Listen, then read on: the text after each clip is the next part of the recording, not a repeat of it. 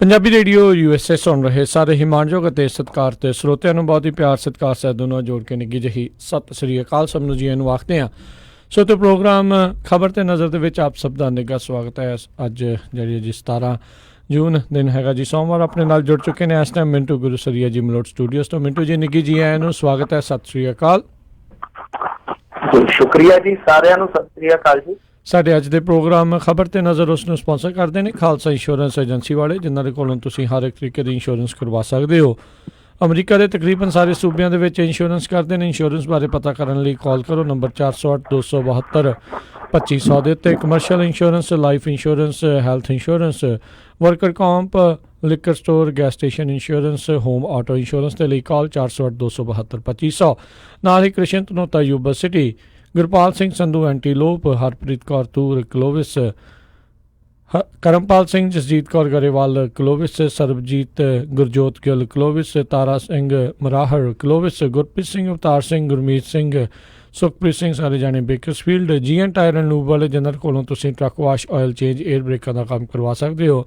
ਨਵੇਂ ਪੁਰਾਣੇ ਟਾਇਰ ਵਾਜਿਬ ਕੀਮਤਾਂ 'ਤੇ ਖਰੀਦ ਸਕਦੇ ਹੋ। ਸੈਂਟਰਨੈਲਾ ਮਿਡੇਰਾ ਦੇ ਵਿੱਚ ਲੋਕੇਸ਼ਨ ਨੇ। ਕਾਲ ਨਿੰਮਾ ਸੋਹਤਾ 209-277-0113 ਅਤੇ ਨਾਲ ਹੀ west coast truck driving school Fresno ਵਾਲੇ, ਜਿਹੜੇ ਕਿ ਤੁਹਾਨੂੰ ਟਰੱਕ ਦਾ ਲਾਇਸੈਂਸ ਵਧੀਆ ਸਿਖਲਾਈ ਦੇ ਕੇ ਘੱਟ ਸਮੇਂ 'ਚ ਲੈਣ 'ਚ ਸਹਾਇਤਾ ਕਰਦੇ ਨੇ। ਕਾਲ ਕਰੋ ਅਜੀਤ ਅਟਵਾਲ 559-374-4541 ਦਿੱਤੇ। ਇਹਨਾਂ ਸਭਨਾਂ ਦਾ ਬਹੁਤ ਬਹੁਤ ਧੰਨਵਾਦ। ਜੇਕਰ ਤੁਸੀਂ ਜਾਂ ਕੋਈ ਹੋਰ ਕਾਰੋਬਾਰ ਇਸ ਪ੍ਰੋਗਰਾਮ ਨੂੰ ਸਪਾਂਸਰ ਕਰਨਾ ਚਾਹੁੰਦੇ ਹੋ, ਸੰਪਰਕ ਕਰ ਸਕਦੇ ਹੋ ਨੰਬਰ 408-722-7698 4087227698 ਦਿੱਤੇ। ਅਤੇ ਗੱਲਬਾਤ ਦਾ ਮਿੰਟੂ ਜੀ ਸਿਲਸਿਲਾ ਕਰਦੇ ਹਾਂ ਸ਼ੁਰੂ। ਅਤੇ ਕਹਿੰਦੇ ਇਹ ਜੀ ਇੱਕ ਨਵੀਂ ਰਿਪੋਰਟ ਜਿਹੜੀ ਸਾਹਮਣੇ ਆਈ ਹੈ, ਜਿਸ 'ਚ ਕਹਿੰਦੇ ਹੋਰ ਦੇਸ਼ਾਂ ਦੇ ਮੁਕਾਬਲੇ ਧਨ ਜਿਹੜੇ ਭਾਰਤ ਭੇਜਣ ਵਾਲਿਆਂ ਦੇ ਵਿੱਚ ਜਿਹੜੇ NRIs ਦਾ ਸਭ ਤੋਂ ਉੱਤੇ ਆ। ਬਿਲਕੁਲ, ਇਹਨਾਂ ਨੇ ਚਾਈਨਾ ਨੂੰ ਪਹਿਲਾਂ ਹੀ ਪਛਾੜ ਦਿੱਤਾ ਸੀਗਾ। ਪਿਛਲੀ ਮਰਤਬਾ ਵੀ ਚਾਈਨਾ ਤੋਂ ਜ਼ਿਆਦਾ ਧਨ ਇਹਨਾਂ ਨੇ ਭੇਜਿਆ ਸੀਗਾ ਭਾਰਤ ਦੇ ਵਿੱਚ। ਤਾਂ ਜਿਹੜੀ ਹੁਣ ਵਿਸ਼ਵ ਬੈਂਕ ਦੀ ਰਿਪੋਰਟ ਆਈ ਵਾ 2018 ਸਾਲ ਦੀ, ਇਹਦੇ ਵਿੱਚ ਭਾਰਤੀਆਂ ਦਾ ਨੰਬਰ ਹੈ ਜਿਹੜਾ ਉਹ ਪਹਿਲਾ ਆ, ਅਵਲ ਆ। ਇਹਨਾਂ ਨੇ ਸਾਲ 2018 ਦੇ ਦੌਰਾਨ 79 ਅਰਬ ਡਾਲਰ ਭਾਰਤ ਵਿੱਚ ਭੇਜਿਆ, ਜਿਹੜਾ ਕਿ ਲਗਭਗ 55 ਖਰਬ 10 ਅਰਬ 64 ਕਰੋੜ 50 ਲੱਖ ਰੁਪਈਆ ਬਣਦਾ। ਇੰਨੀ ਰਕਮ ਕਿਸੇ ਹੋਰ ਦੇਸ਼ ਦੇ ਨਾਗਰਿਕਾਂ ਨੇ ਆਪਣੇ ਵਤਨ ਨੂੰ ਨਹੀਂ ਦਿੱਤੀ। ਸੋ ਇੱਕ ਰਿਕਾਰਡ ਆ, ਕਾਫੀ ਜ਼ਿਆਦਾ ਮੇਰੇ ਖਿਆਲ ਦੇ ਨਾਲ ਇਜ਼ਾਫਾ ਹੋਇਆ ਜੇ ਇਸ ਤੋਂ ਪਿਛਲੇ ਫਿਗਰ ਨੂੰ ਆਪਾਂ ਦੇਖੀਏ। ਤਾਂ ਇਸ ਮਾਮਲੇ ਦੇ ਵਿੱਚ ਚਾਈਨਾ ਦੂਸਰੇ ਨੰਬਰ ਤੇ ਆ। ਉਹਨਾਂ ਦੇ ਪ੍ਰਵਾਸੀਆਂ ਨੇ 67 ਅਰਬ ਡਾਲਰ ਆਪਣੇ ਵਤਨ ਵਾਪਸ ਭੇਜਿਆ, ਜੋ ਲਗਭਗ 46 ਖਰਬ 75 ਅਰਬ 9 ਕਰੋੜ 25 ਲੱਖ ਰੁਪਈਆ ਬਣਦਾ। ਤੇ ਇਸ ਤਰ੍ਹਾਂ ਹੀ ਦੱਖਣੀ ਅਮਰੀਕੀ ਦੇਸ਼ ਮੈਕਸੀਕੋ ਦੇ ਵਾਸੀਆਂ ਨੇ 36 ਅਰਬ ਡਾਲਰ, ਫਿਲੀਪੀਨਸ ਦੇ ਵਾਸੀਆਂ ਨੇ 34 ਅਰਬ ਡਾਲਰ, ਮਿਸਰ ਦੇ ਪ੍ਰਵਾਸੀਆਂ ਨੇ 29 ਅਰਬ ਡਾਲਰ ਆਪਣੇ ਆਪਣੇ ਮੁਲਕਾਂ ਨੂੰ ਭੇਜਿਆ ਵਾ। ਜੇ ਆਪਾਂ ਭਾਰਤੀਆਂ ਦੀ ਗੱਲ ਕਰੀਏ, ਜਿੰਨੀ ਇਹਨਾਂ ਨੇ ਰਕਮ ਭੇਜੀ ਹੈ, ਮੇਰੇ ਖਿਆਲ ਦੇ ਨਾਲ ਜੇ ਆਪਾਂ ਘਰੇਲੂ ਉਤਪਾਦਨ ਦਾ ਲਾਈਏ ਤਾਂ ਲਗਭਗ 3% ਬਣ ਜਾਣਾ। 3%। ਇਹ ਇੱਕ ਬਹੁਤ ਵੱਡੀ ਰਕਮ ਹੈ ਕਿ ਆਪਾਂ ਕਹੀਏ 3% ਉਤਪਾਦਨ ਦੇ ਵਿੱਚ ਪ੍ਰਵਾਸੀ ਭਾਰਤੀਆਂ ਨੇ ਯੋਗਦਾਨ ਦੇਣਾ, ਇਹ ਇੱਕ ਸਲੂਟ ਵਾਲੀ ਗੱਲ ਆ। ਤੋ ਇਹਦੇ ਵਿੱਚ ਇਹ ਆ ਕਿ ਠੀਕ ਆ, ਪ੍ਰਵਾਸੀ ਕਾਮਿਆਂ ਨੇ ਜਿੰਨੀ ਮਿਹਨਤ ਕੀਤੀ ਆ, ਆਪਣੀ ਮਿਹਨਤ ਨੂੰ ਬੂਰ ਪਾਇਆ, ਉਹਨਾਂ ਨੂੰ ਸਲੂਟ ਆ। ਪਰ ਗੱਲ ਇਹ ਆ ਕਿ ਕੀ ਭਾਰਤ ਦੇਸ਼ ਜਿਹਦੇ ਬਹੁਤ ਸਾਰੇ NRIs ਜਿਹੜੇ ਆ ਵੱਖੋ ਵੱਖਰੇ ਦੇਸ਼ਾਂ 'ਚ ਰਹਿੰਦੇ ਆ, ਤਾਂ ਉਹਨਾਂ ਦੀਆਂ ਮੁਸ਼ਕਿਲਾਂ ਸੁਣਨ ਵਾਸਤੇ, ਉਹਨਾਂ ਦੇ ਹੱਲ ਵਾਸਤੇ, ਉਹਨਾਂ ਦੇ ਨਿਵਾਰਨ ਵਾਸਤੇ ਕੋਈ ਇਸ ਤਰ੍ਹਾਂ ਦਾ ਢਾਂਚਾ ਹੁਣ ਤੱਕ ਬਣਾ ਸਕਿਆ ਜਿਹਦੇ ਵਿੱਚ ਉਹਨਾਂ ਨੂੰ ਦੁਸ਼ਵਾਰੀਆਂ ਦਾ ਸਾਹਮਣਾ ਨਾ ਕਰਨਾ ਪਵੇ। ਅਸੀਂ ਜਦੋਂ ਇਹ ਰਕਮ ਦੇਖਦੇ ਹਾਂ, ਮੈਂ ਪਿਛਲੇ 3 ਸਾਲਾਂ ਤੋਂ ਏਦਾਂ ਦੇ ਫਿਗਰ ਦੇਖਦਾ ਜੀ। ਹਰੇਕ ਮਰਤਬਾ ਅਸੀਂ ਉਹਨਾਂ ਨੂੰ ਸਲਾਮ ਸਿੱਧਾ ਕਰਦੇ ਆ ਕਿ ਭਾਈ ਬੜਾ ਕੰਮ ਕੀਤੀ ਜਾਂਦੇ ਆ, ਬੜਾ ਆਰਥਿਕਤਾ ਨੂੰ ਠੁੰਮਣਾ ਦਿੰਦੇ ਆ। ਪਰ ਮੇਨ ਗੱਲ ਤੇ ਇਹ ਆ ਕਿ ਜਦੋਂ ਉਹਨਾਂ ਤੇ ਪੈਂਦੀ ਆ ਜਾਂ ਉਹਨਾਂ ਦੇ ਪਰਿਵਾਰਾਂ ਤੇ ਪੈਂਦੀ ਆ, ਤਾਂ ਉਦੋਂ ਕੋਈ ਉਹਨਾਂ ਦੀ ਬਾਤ ਨਹੀਂ ਪੁੱਛਦਾ। ਇੱਥੋਂ ਤੱਕ ਕਿ ਮੇਰੇ ਮੈਸੇਂਜਰ 'ਚ ਸਵੇਰੇ ਇੱਕ ਮੈਸੇਜ ਆਇਆ ਸੀਗਾ, ਉਹ ਪੁੱਛ ਰਹੇ ਸੀਗੇ ਕਿ NRIs ਜਿਹੜੇ ਮਸਲੇ ਆ ਅਸੀਂ ਸੁਣਾਉਣ ਵਾਸਤੇ ਜਾਈਏ ਕਿਹਦੇ ਕੋਲ। ਮਤਲਬ ਕਿ ਉਹਨਾਂ ਨੂੰ ਕੋਈ ਮੁਸ਼ਕਿਲ ਸੀਗੀ, ਇੱਥੇ ਕੋਈ ਹੋਣਾ, ਕੋਈ ਜ਼ਮੀਨੀ ਰੌਲਾ ਹੋਣਾ, ਤਾਂ ਉਹਨਾਂ ਨੂੰ ਇਹ ਨਹੀਂ ਸੀ ਪਤਾ ਲੱਗ ਰਿਹਾ ਕਿ ਅਸੀਂ ਆਪਣੇ ਮਸਲੇ ਲੈ ਕੇ ਜਾਈਏ ਕਿੱਥੇ। ਮਤਲਬ ਕਿ ਕੋਈ ਫੋਰਮ ਵੀ ਐਸਾ ਨਹੀਂ ਹੈ, ਕੋਈ ਐਸਾ ਮੰਚ ਨਹੀਂ ਹੈ ਜਿੱਥੇ NRIs ਜਾ ਕੇ ਸਿੱਧੇ ਤੌਰ ਤੇ ਭਰੋਸੇ ਦੇ ਨਾਲ ਕਿ ਹਾਂ ਭਾਈ ਇੱਥੇ ਜਾਵਾਂਗੇ, ਇੱਥੇ ਸਾਡਾ ਮਸਲਾ ਹੱਲ ਹੋ ਜਾਣਾ। ਇਸ ਤਰ੍ਹਾਂ ਦਾ ਵੀ ਕੋਈ ਬੁਨਿਆਦੀ ਢਾਂਚਾ ਨਹੀਂ ਬਣਾ ਸਕੇ। ਤਾਂ ਮੇਰੇ ਖਿਆਲ ਦੇ ਨਾਲ ਇਸ ਪੱਖ ਤੋਂ ਬਹੁਤ ਘਟੀਆ ਕਾਰਗੁਜ਼ਾਰੀ ਹੈ ਸਾਡੀ, ਪਰ ਜੋ ਉਹਨਾਂ ਦੀ ਕਮਾਈ ਆ ਉਹ ਤੇ ਬਾਈ ਧੰਨ ਆ।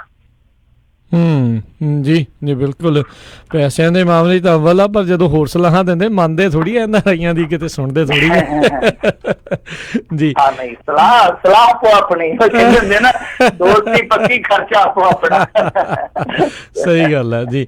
ਅਗਲੀ ਜਿਹੜੀ ਮਿੰਟੂ ਜੀ ਗੱਲ ਕਰਦੇ, ਕਹਿੰਦੇ ਸਿੱਖਾਂ ਨਾਲ ਕੁੱਟਮਾਰ ਦੇ ਮਾਮਲੇ ਦੇ ਵਿੱਚ ਜਿਹੜਾ ਦਿੱਲੀ ਦੇ ਵਿੱਚ ਬੀਤੇ ਵੀਕਐਂਡ ਦੇ ਉੱਤੇ ਵਾਪਰਿਆ, ਬਹੁਤ ਜ਼ਿਆਦਾ ਵੀਡੀਓ ਇਹ ਵਾਇਰਲ ਚੱਲ ਰਹੀ ਆ ਵੀ ਗ੍ਰਹਿ ਮੰਤਰਾਲੇ ਨੇ ਦਿੱਲੀ ਪੁਲਿਸ ਕਮਿਸ਼ਨਰ ਤੋਂ ਹੁਣ ਰਿਪੋਰਟ ਮੰਗੀ ਆ। ਹਾਂ ਬਿਲਕੁਲ, ਕਾਫੀ ਪ੍ਰੋਗਰੈਸ ਹੋਈ ਹੈ ਇਸ ਮਾਮਲੇ ਦੇ ਵਿੱਚ। ਸ਼ਾਮ ਪੈਂਦਿਆਂ ਤਾਜ਼ਾ ਅਪਡੇਸ਼ਨ ਇੱਕ ਤੇ ਇਹ ਆ ਕਿ ਕ੍ਰਾਸ ਪਰਚਾ ਦਰਜ ਹੋ ਗਿਆ। ਮਸਲਨ ਕਿ ਜਿੱਦਾਂ ਦੋ ਧੜੇ ਲੜਦੇ ਆ ਜਾਂ ਦੋ ਵਿਅਕਤੀ ਲੜਦੇ ਆ ਤਾਂ ਉਹਦੇ ਤੇ ਵੀ ਪਰਚਾ, ਤਾਂ ਉਹਦੇ ਤੇ ਵੀ ਪਰਚਾ। ਤਾਂ ਜਿਹੜਾ ਉਹ ਟੈਂਪੂ ਡਰਾਈਵਰ ਸੀਗਾ, ਇੱਕ ਡਰਾਈਵਰ ਔਰ ਉਹਦਾ ਲੜਕਾ ਸੀਗਾ ਜਿਹੜਾ, ਇਹਨਾਂ ਦੇ ਉੱਤੇ ਵੀ ਮਾਮਲਾ ਜਿਹੜਾ ਦਰਜ ਕੀਤਾ ਗਿਆ। ਇਹ ਧਾਰਾਵਾਂ ਲਾਈਆਂ ਗਈਆਂ 186, 353, 332, 34। ਸੋ ਇਹ ਧਾਰਾਵਾਂ ਲਾ ਕੇ ਇਹਨਾਂ ਨੇ ਮਾਮਲਾ ਦਰਜ ਕੀਤਾ। ਤਾਂ ਦੂਸਰੇ ਪਾਸੇ ਦੇਰ ਸ਼ਾਮ ਇਹ ਸੁਣਨ ਨੂੰ ਮਿਲਿਆ ਕਿ ਪੁਲਿਸ ਵਾਲਿਆਂ ਤੇ ਵੀ ਕਾਫੀ ਵੱਡੀ ਧਾਰਾ ਲਾਈ ਗਈ ਆ, ਕਾਫੀ ਸੰਗੀਨ ਧਾਰਾ ਲਾਈ ਗਈ ਆ। ਹਾਲਾਂਕਿ ਖਿੱਚ ਧੂਹ ਤੇ ਚੱਲਦੀ ਪਈ ਆ। ਇੱਕ ਪੰਥਕ ਮੁੱਦਿਆਂ ਦਾ ਪੱਤਰਕਾਰ ਇਹ ਵੀ ਦੱਸਦਾ ਪਿਆ ਕਿ ਅਸਲ ਦੇ ਵਿੱਚ ਸਰਬਜੀਤ ਸਿੰਘ ਜਿਹੜਾ ਟੈਂਪੂ ਡਰਾਈਵਰ ਸੀਗਾ, ਉਹਦੇ ਮਸਲੇ ਦੇ ਵਿੱਚ ਰਾਜਨੀਤੀ ਵੀ ਕੁਛ ਲੋਕ ਉੱਥੇ ਕਰਨ ਡਏ ਆ। ਇਹ ਤੇ ਵੈਸੇ ਹੁਣ ਕੁਛ ਲੋਕਾਂ ਦਾ ਕਸਬ ਹੀ ਬਣ ਗਿਆ ਕਿ ਹਰੇਕ ਮਾਮਲੇ 'ਚ ਰਾਜਨੀਤੀ ਕੀਤੀ ਜਾਣ ਲੱਗ ਪਈ ਆ। ਤਾਂ ਖੈਰ ਇਹ ਵੱਡੀ ਅਪਡੇਸ਼ਨ ਹੈ ਇਸ ਵੇਲੇ ਦੀ ਕਿ ਦੋਵਾਂ ਧਿਰਾਂ ਤੇ ਮਾਮਲਾ ਦਰਜ ਹੋਇਆ। ਕੁਛ ਮੁਲਾਜ਼ਮ ਇਹਨਾਂ ਨੇ ਸਸਪੈਂਡ ਕਰ ਦਿੱਤੇ ਸੀ, ਮੇਰੇ ਖਿਆਲ ਦੇ ਨਾਲ ਪਹਿਲਾਂ 2 ਸੀ, ਫਿਰ ਉਹਨਾਂ ਦੀ ਤਾਦਾਦ ਵੱਧ ਕੇ 4 ਹੋ ਗਈ, ਹੁਣ ਸ਼ਾਇਦ 5 ਹੋ ਗਏ ਆ। ਤਾਂ ਇਹ ਇੱਕ ਵੱਡੀ ਖਬਰ ਆ ਕਿ ਕ੍ਰਾਈਮ ਬ੍ਰਾਂਚ ਨੂੰ ਇਹਨਾਂ ਨੇ ਕੇਸ ਸੌਂਪ ਦਿੱਤਾ ਕਿ ਹਾਂ ਭਾਈ ਹੋਰ ਕਿਹੜੇ ਪੁਲਿਸ ਮੁਲਾਜ਼ਮਾਂ ਦਾ ਇਹਦੇ ਵਿੱਚ ਦੋਸ਼ ਹੈ ਜਾਂ ਇਹਦੇ ਵਿੱਚ ਰੋਲ ਆ। ਸੋ ਕ੍ਰਾਈਮ ਬ੍ਰਾਂਚ ਹੁਣ ਇਹਦਾ ਨਿਸਤਾਰਾ ਕਰੂਗੀ। ਤਾਂ ਉਧਰ ਇਸ ਮਾਮਲੇ ਦੇ ਮੁਤਲਕ ਗ੍ਰਹਿ ਮੰਤਰਾਲੇ ਨੇ ਨੋਟਿਸ ਲਿਆ। ਉਹਨਾਂ ਨੇ ਦਿੱਲੀ ਪੁਲਿਸ ਕਮਿਸ਼ਨਰ ਦੇ ਕੋਲੋਂ ਇਸ ਬਾਬਤ ਸਾਰੀ ਜਿਹੜੀ ਆ ਉਹ ਰਿਪੋਰਟ ਮੰਗ ਲਈ ਆ। ਇਹ ਵੱਡੀਆਂ ਗੱਲਾਂ ਨੇ। ਬਾਕੀ ਕੈਪਟਨ ਅਮਰਿੰਦਰ ਸਿੰਘ ਨੇ ਨਿਖੇਧੀ ਕੀਤੀ ਹੈ, ਸ਼੍ਰੋਮਣੀ ਗੁਰਦੁਆਰਾ ਪ੍ਰਬੰਧਕ ਕਮੇਟੀ ਨੇ ਨਿਖੇਧੀ ਕੀਤੀ ਆ। ਇੱਥੋਂ ਤੱਕ ਕਿ ਸੋਸ਼ਲ ਮੀਡੀਆ ਤੇ ਇਹ ਖਬਰ ਜਿਹੜੀ ਵਾਇਰਲ ਹੋਈ ਹੈ ਸੋ ਹੋਈ ਆ। ਇਸ ਤੋਂ ਇਲਾਵਾ ਕੌਮੀ ਮੀਡੀਆ ਨੇ ਇਹਦਾ ਬਹੁਤ ਨੋਟਿਸ ਲਿਆ, ਜਿਹੜਾ ਕਿ ਬਹੁਤ ਘੱਟ ਆਪਾਂ ਦੇਖਦੇ ਹਾਂ ਇਹੋ ਜਿਹੇ ਮਸਲਿਆਂ ਦੇ ਵਿੱਚ। ਤਾਂ ਕੌਮੀ ਮੀਡੀਆ ਤੇ ਕਾਫੀ ਭੰਡੀ ਪ੍ਰਚਾਰ ਹੋ ਰਿਹਾ ਦਿੱਲੀ ਪੁਲਿਸ ਦਾ ਵੀ। ਇਸ ਤੋਂ ਇਲਾਵਾ ਜਿਹੜੀਆਂ ਨਿਊਜ਼ ਵੈਬਸਾਈਟਾਂ, ਜੇ ਆਪਾਂ ਉਹਨਾਂ ਦੇ ਥੱਲੇ ਜਾਂਦੇ ਆ ਤਾਂ ਉੱਥੇ ਵੀ ਓਪੀਨੀਅਨ ਜਿਹੜਾ ਆ, ਚਾਹੇ ਕੋਈ ਸਿੱਖਿਆ ਚਾਹੇ ਕੋਈ ਗੈਰ ਸਿੱਖਿਆ, ਤਾਂ ਇਸ ਮਾਮਲੇ ਦੇ ਵਿੱਚ ਦਿੱਲੀ ਪੁਲਿਸ ਦੇ ਉਲਟ ਆ। ਕਿਉਂਕਿ ਦੇਖੋ ਕੁਛ ਲੋਕ ਤਰਕ ਦਿੰਦੇ ਆ, ਲੌਜਿਕ ਦਿੰਦੇ ਆ ਕਿ ਉਹਨੇ ਕਿਰਪਾਨ ਕੱਢੀ ਸੀ। ਅਸਲ ਦੇ ਵਿੱਚ ਇਹ ਵੀ ਪੁਸ਼ਟੀ ਹੋ ਗਈ ਕਿਉਂਕਿ ਪਹਿਲਾਂ ਦੱਸਿਆ ਜਾਂਦਾ ਸੀਗਾ ਕਿ ਰਿਸ਼ਵਤ ਮੰਗਣ ਨੂੰ ਲੈ ਕੇ ਇੱਕ ਝਗੜਾ ਹੋਇਆ, ਪਰ ਦੇਰ ਸ਼ਾਮ ਤੱਕ ਇਹ ਵੀ ਸਾਫ਼ ਹੋ ਗਿਆ ਕਿ ਅਸਲ ਦੇ ਵਿੱਚ ਰੋਡ ਰੇਸ ਦਾ ਮਾਮਲਾ ਸੀਗਾ। ਮਤਲਬ ਕਿ ਮਾੜੀ ਜੀ ਗੱਡੀ ਜਿਹੜੀ ਆ ਦਿੱਲੀ ਪੁਲਿਸ ਵਾਲਿਆਂ ਦੀ, ਉਹ ਟੈਂਪੂ ਦੇ ਨਾਲ ਲੱਗੀ ਸੀ, ਉੱਥੋਂ ਝਗੜਾ ਸ਼ੁਰੂ ਹੋਇਆ। ਉਹ ਜਿਹੜਾ ਥਾਣੇਦਾਰ ਸੀਗਾ ਫਿਰ ਬਾਅਦ ਦੇ ਵਿੱਚ ਕੋਈ ਬੋਲ ਬੁਲਾਰਾ ਕਰ ਗਿਆ, ਉੱਥੋਂ ਉਹਨੂੰ ਗੁੱਸਾ ਆਇਆ, ਉਹਨੇ ਕਿਰਪਾਨ ਕੱਢ ਲਈ। ਹਾਲਾਂਕਿ ਕੁਛ ਲੋਕ ਇਹਨੂੰ ਗਲਤ ਠਹਿਰਾਉਂਦੇ ਆ, ਠੀਕ ਨਹੀਂ ਹੈ। ਸਭਿਅਕ ਮੁਲਕਾਂ ਦੇ ਵਿੱਚ ਸਭ ਕੁਛ ਜਿਹੜਾ ਨਹੀਂ ਅਲਾਉ ਕੀਤਾ ਜਾਂਦਾ। ਪਰ ਰੌਲਾ ਇਹ ਪੈ ਗਿਆ ਕਿ ਉਸ ਤੋਂ ਬਾਅਦ ਜੋ ਹੋਇਆ, ਜੋ ਵਾਪਰਿਆ, ਕਿ ਮੰਨ ਲਓ ਜੇ ਕੋਈ ਬੰਦਾ ਗਲਤ ਸਪੀਕ ਕਰਦਾ ਜਾਂ ਕਿਸੇ ਤਰੀਕੇ ਨਾਲ ਉਹ ਹਿੰਸਕ ਹੋ ਜਾਂਦਾ ਕਿਸੇ ਮੌਕੇ ਤੇ, ਚਾਹੇ ਕੋਈ ਵੀ ਅਸੀਂ ਇੱਕ ਬੰਦੇ ਦੇ ਤੌਰ ਤੇ ਲੈਂਦੇ ਹਾਂ, ਜਾਂ ਰੋਡ ਰੇਸ ਦਾ ਕਿਤੇ ਮਾਮਲਾ ਵਾਪਰ ਜਾਂਦਾ, ਤਾਂ ਉਸ ਤਰੀਕੇ ਨੂੰ ਹੈਂਡਲ ਕਿਸ ਤਰ੍ਹਾਂ ਕੀਤਾ ਜਾਂਦਾ। ਜਿਸ ਤਰੀਕੇ ਨਾਲ ਦਿੱਲੀ ਪੁਲਿਸ ਨੇ ਕੀਤੇ, ਚਾਹੇ ਮੋਰੇ ਕੋਈ ਹਿੰਦੂ ਹੁੰਦਾ, ਚਾਹੇ ਸਿੱਖ ਹੁੰਦਾ, ਚਾਹੇ ਮੁਸਲਮਾਨ, ਚਾਹੇ ਕੋਈ ਵੀ ਹੁੰਦਾ ਬੰਦਾ, ਕਿਸੇ ਪੱਖ ਤੋਂ ਵੀ ਉਹਨੂੰ ਆਪਾਂ ਪੇਸ਼ੇਵਰ ਪਹੁੰਚ ਨਹੀਂ ਆ ਸਕਦੇ ਜਿੱਦਾਂ ਦਿੱਲੀ ਪੁਲਿਸ ਨੇ ਕੀਤਾ। ਕਿਉਂਕਿ ਬਹੁਤ ਕੁਛ ਕੀਤਾ ਜਾ ਸਕਦਾ ਇਹਨਾਂ ਮਾਮਲਿਆਂ 'ਚ। ਅੱਜ ਦੇ ਦੌਰ ਦੇ ਵਿੱਚ ਤੁਸੀਂ ਸਪਰੇਅ ਪਾ ਸਕਦੇ ਹੋ, ਕੁਛ ਹੋਰ ਇਸ ਤਰ੍ਹਾਂ ਦੀ ਤਕਨੀਕ ਵਰਤ ਸਕਦੇ ਹੋ ਜਿਹਦੇ ਨਾਲ ਬੰਦਾ ਕਾਬੂ ਕਰ ਲਿਆ ਜਾਵੇ। ਪਰ ਤੁਸੀਂ ਇਸ ਤਰ੍ਹਾਂ ਤਸ਼ੱਦਦ ਕਰੋ ਔਰ ਉਹ ਵੀ ਭਰੇ ਬਾਜ਼ਾਰ ਦੇ ਵਿੱਚ, ਇਹ ਕਿਤੇ ਦਾ ਵੀ ਕਾਇਦਾ ਕਾਨੂੰਨ ਨਹੀਂ ਹੈ। ਉਹੀ ਕਰਦੇ ਆ ਕਿ ਇਹਨਾਂ ਤੇ ਦਬਾਅ ਬਣਿਆ। ਹਾਲਾਂਕਿ ਰਾਤ ਹੀ ਕੁਛ ਸਿੱਖ ਸੰਗਠਨ ਸੀਗੇ ਜਿਹੜੇ ਉਹ ਚਲੇ ਗਏ, ਦਿੱਲੀ ਕਮੇਟੀ ਵਾਲੇ ਵੀ ਚਲੇ ਗਏ ਥਾਣੇ ਦੇ ਮੂਹਰੇ, ਥੋੜੀ ਜਿਹੀ ਝੜਪ ਵੀ ਹੋਈ, ਇਹਨਾਂ ਨੇ ਪੁਲਿਸ ਦੀਆਂ ਗੱਡੀਆਂ ਵੀ ਭੰਨੀਆਂ, ਤਾਂ ਕਾਫੀ ਕੁਛ ਹੋਇਆ। ਅੱਜ ਵੀ ਸਟ੍ਰੈਸ ਰਹੀ ਆ। ਉੱਥੇ ਦੱਸਦੇ ਆ ਕਿ ਨੀਮ ਫੌਜੀ ਦਸਤੇ ਮੁਖਰਜੀ ਨਗਰ ਥਾਣੇ ਦੇ ਮੂਹਰੇ ਇਹਨਾਂ ਨੇ ਅੱਜ ਲਾਏ ਆ, ਤਾਂ ਸਟ੍ਰੈਸ ਰਹੀ ਆ। ਪਰ ਕੁੱਲ ਮਿਲਾ ਕੇ ਜੇ ਆਪਾਂ ਦੇਖੀਏ ਦਿੱਲੀ ਪੁਲਿਸ ਦੀ ਪਹੁੰਚ ਜਿਹੜੀ ਆ ਉਹ ਗੈਰ ਪੇਸ਼ੇਵਰ ਰਹੀ ਆ। ਤਾਂ ਪੇਸ਼ੇਵਰ ਪਹੁੰਚ ਦਾ ਇਹੀ ਕਿਤੇ ਨਾ ਕਿਤੇ ਆਪਾਂ ਵੇਖਦੇ ਹਾਂ ਨਮੂਨਾ ਕਿ ਬੰਦੇ ਨੂੰ ਬੜੇ ਇਤਮਾਨਾਨ ਨਾਲ, ਬੜੇ ਪਿਆਰ ਨਾਲ ਕਾਬੂ ਕਰ ਲਿਆ ਜਾਂਦਾ ਇਸ ਮੌਕੇ ਤੇ। ਪਰ ਇੱਥੇ ਸਭ ਕੁਛ ਉਲਟ ਹੋਇਆ। ਬਹੁਤ ਜ਼ਿਆਦਾ ਇਹਨਾਂ ਨੇ ਕੁੱਟਮਾਰ ਕੀਤੀ, ਬਹੁਤ ਜ਼ਿਆਦਾ ਉਹਨਾਂ ਪਿਓ ਪੁੱਤਰਾਂ ਨੂੰ ਘੜੀਸਿਆ, ਜਿਹਦੇ ਤੋਂ ਸਾਰਾ ਕੁਛ ਚੱਲ ਪਿਆ। ਸੋ ਬਹੁਤ ਜ਼ਿਆਦਾ ਦਿੱਲੀ ਪੁਲਿਸ ਦੀ ਵੱਡੀ ਹੋਈ ਆ ਇਸ ਮਾਮਲੇ ਦੇ ਵਿੱਚ। ਹੁਣ ਅੱਗੇ ਦੇਖੋ ਕੱਲ ਕੀ ਬਣਦਾ, ਪਰ ਉਹ ਜਿਹੜਾ ਸਿੱਖ ਸੀਗਾ ਜਿਹਦਾ ਬਾਅਦ ਚ ਮੁਕਾਬਲਾ ਵਹਿਸ਼ਤ ਬਨਾਮ ਦਲੇਰੀ ਵਾਲਾ ਬਣ ਗਿਆ, ਉਹ ਮੋਹਰੇ ਆਇਆ, ਉਹਨੇ ਸਾਰੀਆਂ ਦੱਸੀਆਂ ਗੱਲਾਂ। ਉਹ ਕਹਿੰਦਾ ਕਿ ਥਾਣੇ ਲਿਜਾ ਕੇ ਵੀ ਸਾਨੂੰ ਕੁੱਟਿਆ ਮਾਰਿਆ ਗਿਆ। ਸੋ ਜੋ ਮਰਜ਼ੀ ਸੀ ਕਿ ਜਿਸ ਤਰੀਕੇ ਦੀ ਮਰਜ਼ੀ ਕੋਈ ਗਲਤੀ ਕਰਦਾ, ਜੋ ਕੋਈ ਹਿੰਸਕ ਹੋ ਜਾਂਦਾ, ਰੋਡ ਰੇਜ ਦਾ ਭਾਵੇਂ ਕੋਈ ਸਿਵਿਲੀਅਨ ਆ, ਪਰ ਉਹਨੂੰ ਇਸ ਤਰੀਕੇ ਨਾਲ ਜਾਨਵਰਾਂ ਵਾਂਗੂ ਕੁੱਟਣਾ ਇਹ ਕਿਤੇ ਨਹੀਂ ਹੈ। ਸੋ ਇਸੇ ਕਰਕੇ ਬਹੁ ਗਿਣਤੀ ਚ ਲੋਕਾਂ ਨੇ ਇਹਦੀ ਵਿਰੋਧਤਾ ਕੀਤੀ ਆ ਕਿ ਨਹੀਂ, ਅੱਜ ਦੇ ਦੌਰ ਦੇ ਵਿੱਚ ਐਸੀਆਂ ਚੀਜ਼ਾਂ ਜਿਹੜੀਆਂ ਪੁਲਿਸ ਨੂੰ ਅਲਾਉ ਨਹੀਂ ਕੀਤੀਆਂ ਜਾ ਸਕਦੀਆਂ। ਬਿਲਕੁਲ ਮੈਂ ਕਹਿੰਦਾ ਕਿ ਦੇਖੋ, ਘੱਟ ਗਿਣਤੀ ਬਹੁ ਗਿਣਤੀ ਦਾ ਰੌਲਾ ਤੇ ਹਰੇਕ ਥਾਂ ਪੈਂਦਾ, ਇੱਥੇ ਵੀ ਆ। ਇੱਥੇ ਜੇ ਤੁਸੀਂ ਸਿੱਖ ਨੂੰ ਛੱਡ ਦੋਗੇ ਤਾਂ ਘੱਟ ਗਿਣਤੀ ਬਹੁ ਗਿਣਤੀ ਵਾਲਾ ਹੀ ਆ, ਕਿਉਂਕਿ ਉਹ 20-25 ਜਾਣੇ ਤੈਨੂੰ ਇਕੱਲਾ ਸੀਗਾ, ਮੁਕਾਬਲਾ ਕਰਦਾ ਰਿਹਾ, ਜਦੋਂ ਡਿੱਗ ਪਿਆ ਕੱਖ ਨਹੀਂ ਵੱਟੀਦਾ। ਆਹੀ ਚੀਜ਼ ਘੱਟ ਗਿਣਤੀਆਂ ਬਹੁ ਗਿਣਤੀਆਂ ਚ ਅਸਰ ਪਾਉਂਦੀ ਆ।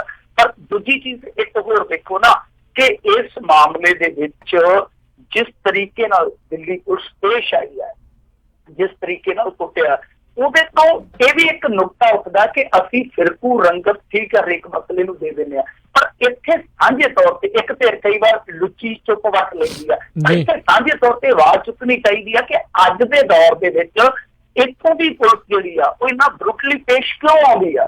ਤਾਂ ਇਹਦਾ ਜਿਹੜਾ ਤੌਰ ਤਰੀਕਾ ਹੈ ਟ੍ਰੇਨਿੰਗ ਦਾ, ਇਹਦੀ ਜਿਹੜੀ ਪੇਸ਼ੇਵਾਰਤਾ ਹੈ, ਇਹਨੂੰ ਤੁਸੀਂ ਕਿਉਂ ਨਹੀਂ ਕਰਦੇ, ਐਂਟੀ ਟਾਰਚਰ ਲਾਅ ਕਿਉਂ ਨਹੀਂ ਲਿਆਉਂਦੇ।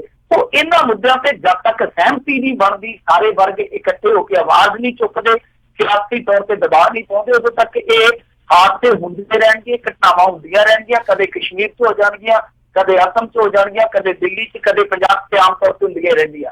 ਸੋ ਕਹਿਣ ਦਾ ਭਾਵ ਇਹੋ ਆ ਕਿ ਸਮਾਜਿਕ ਨਿਆਂ ਤਾਂ ਹੀ ਮਿਲੂਗਾ ਜੇ ਸਮਾਜ ਇਕੱਠਾ ਹੋਊਗਾ। ਤੇ ਜੇ ਅਲੱਗ-ਅਲੱਗ ਰਹਿ ਕੇ ਇਸ ਤਰ੍ਹਾਂ ਚੱਲਣਗੇ, ਕਦੇ ਕਿਸੇ ਦੀ ਵਾਰੀ ਕਦੇ ਕਿਸੇ ਦੀ ਵਾਰੀ, ਤਾਂ ਮੇਰੇ ਖਿਆਲ ਦੇ ਨਾਲ ਕਦੇ ਵੀ ਸਭ ਕੁਝ ਠੀਕ ਨਹੀਂ ਹੋਊਗਾ। ਸੋ ਕੁੱਲ ਮਿਲਾ ਕੇ ਬਹੁਤ ਮੰਦਭਾਗੀ ਘਟਨਾ ਸੀ, ਪਰ ਉਸ ਤੋਂ ਵੀ ਮੰਦਭਾਗੀ ਗੱਲ ਇਹ ਰਹੀ ਕਿ ਦਿੱਲੀ ਪੁਲਿਸ ਨੇ ਇਸ ਮਾਮਲੇ ਦੇ ਵਿੱਚ ਬਹੁਤੀ ਗੰਭੀਰਤਾ ਨਹੀਂ ਦਿਖਾਈ। ਗੰਭੀਰਤਾ ਉਦੋਂ ਦਿਖੀ ਜਦੋਂ ਇਹ ਸਾਰਾ ਕੁਝ ਵਾਇਰਲ ਹੋਇਆ। ਜੀ ਜੀ ਜੀ। ਅਗਲੀ ਜਿਹੜੀ ਮਿੰਟੂ ਜੀ ਗੱਲ ਕਰਦੇ ਆ, ਫਤਿਹਵੀਰ ਦੀ ਮੌਤ ਤੇ ਹਾਈ ਕੋਰਟ ਨੇ ਪੰਜਾਬ ਸਰਕਾਰ ਤੇ ਸੰਗਰੂਰ ਪ੍ਰਸ਼ਾਸਨ ਨੂੰ ਹੁਣ ਭੇਜਿਆ ਹੈ ਨੋਟਿਸ। ਦੇਖੋ, ਕੋਰਟ ਦੇ ਵਿੱਚ ਆਦਮੀ ਕਦੋਂ ਜਾਂਦਾ ਜਦੋਂ ਉਹਨੂੰ ਕਿਸੇ ਪਾਸੇ ਹੇਠਲੇ ਪੱਧਰ ਤੇ ਕੋਈ ਨਿਆਂ ਨਹੀਂ ਮਿਲਦਾ, ਜਾਂ ਸਰਕਾਰ ਜਿਹੜੀ ਆ ਉਹ ਜਵਾਬ ਦੇਣ ਤੋਂ ਇਨਕਾਰੀ ਹੋ ਜਾਂਦੀ ਹੈ, ਨਿਆਂ ਦੇਣ ਤੋਂ ਇਨਕਾਰੀ ਹੋ ਜਾਂਦੀ ਆ, ਉਸ ਵੇਲੇ ਕੋਰਟ ਕਚਹਿਰੀ 'ਚ ਜਾਇਆ ਜਾਂਦਾ ਹੈ। ਮੈਂ ਉਦੋਂ ਵੀ ਕਿਹਾ ਸੀਗਾ ਕਿ ਹੱਕ ਤੇ ਇਹਨਾਂ ਦਾ ਇਹ ਬਣਦਾ ਕਿ ਭਾਣਾ ਵਾਲਾ ਮੁੱਖ ਮੰਤਰੀ ਥੱਲੇ ਆਵੇ ਭਾਣਾ ਤੋਂ, ਉਸ ਤੋਂ ਬਾਅਦ ਇੱਥੇ ਇੱਕ ਪੜਤਾਲੀਆ ਕਮੇਟੀ ਬਿਠਾ ਲੇ ਔਰ ਉਸ ਕਮੇਟੀ ਨੂੰ ਕਹੇ ਕਿ ਭਾਈ ਜਿਹਦੀ ਵੀ ਗਲਤੀ ਆ ਉਹ ਸਾਨੂੰ ਲਿਖ ਕੇ ਦਿਓ, ਅਸੀਂ ਅਸੈਂਬਲੀ 'ਚ ਰਿਪੋਰਟ ਰੱਖਾਂਗੇ ਤਾਂ ਕਿ ਪੂਰੇ ਪੰਜਾਬ ਨੂੰ ਪਤਾ ਲੱਗੇ ਕਿ ਕਿਹੜੇ ਕਿਹੜੇ ਸਾਡੇ ਪ੍ਰਬੰਧ ਕੀਤੇ ਗਏ ਸੀ ਤੇ ਕਿਹੜੇ ਕਿਹੜੇ ਪ੍ਰਬੰਧਾਂ ਦੇ ਵਿੱਚ ਸਾਡੇ ਕਮੀ ਪੇਸ਼ੀ ਸੀ ਜੀ। ਤਾਂ ਉਹਨਾਂ ਨੇ ਉਹ ਇੱਕ ਜਿੱਦਾਂ ਕੂਚੀ ਮਾਰਨ ਦਾ ਇੱਕ ਰੱਖਿਆ ਫਾਰਮੂਲਾ, ਉਹਨਾਂ ਨੇ ਕੂਚੀ ਮਾਰ ਦਿੱਤੀ ਇਸ ਮੁੱਦੇ ਤੇ, ਇੱਕ ਦਾ ਟਵੀਟ ਕਰ ਦਿੱਤਾ, ਚਲੋ ਖੈਰ ਚੱਲਾ। ਇਹ ਮਾਮਲਾ ਫਿਰ ਹਾਈ ਕੋਰਟ 'ਚ ਚਲੇ ਗਿਆ ਸੀਗਾ। ਹਾਈ ਕੋਰਟ ਨੇ ਹੁਣ ਇਸ ਮਾਮਲੇ ਦੇ ਵਿੱਚ ਮੇਰੇ ਖਿਆਲ ਦੇ ਨਾਲ NDRF ਨੂੰ ਵੀ ਸੱਦ ਲਿਆ, NDRF ਨੂੰ ਵੀ ਉਹਨਾਂ ਨੇ ਨੋਟਿਸ ਕੀਤਾ ਤੇ ਇਸ ਤੋਂ ਇਲਾਵਾ ਫਿਰ ਪੰਜਾਬ ਸਰਕਾਰ ਤੇ ਆ ਹੀ ਜਾਣੀ ਸੀਗੀ। ਤਾਂ ਕੁੱਲ ਮਿਲਾ ਕੇ ਹੁਣ ਇਹਨਾਂ ਨੂੰ ਦੇਣਾ ਪਊਗਾ ਜਵਾਬ, ਇਹ ਜਾ ਕੇ ਜਵਾਬ ਦਾਖਲ ਕਰਨਗੇ ਤਾਂ ਫਿਰ ਅੱਗੇ ਗੱਲ ਤੁਰੂਗੀ।